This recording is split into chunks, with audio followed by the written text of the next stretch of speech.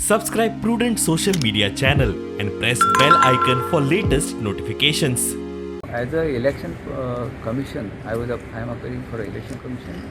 Being an independent authority, I cannot take any stands. We cannot take any stands. We are impartial body.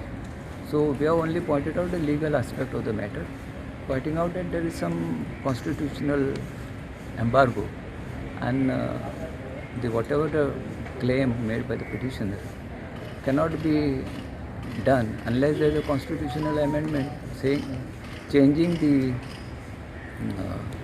limit of 2001, census limit of 2001 to the further date, so that whatever the claim made by can be granted.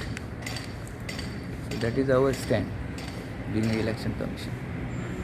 And hearing is concluded. Yeah, sir? hearing is completed and judgment is reserved by the court.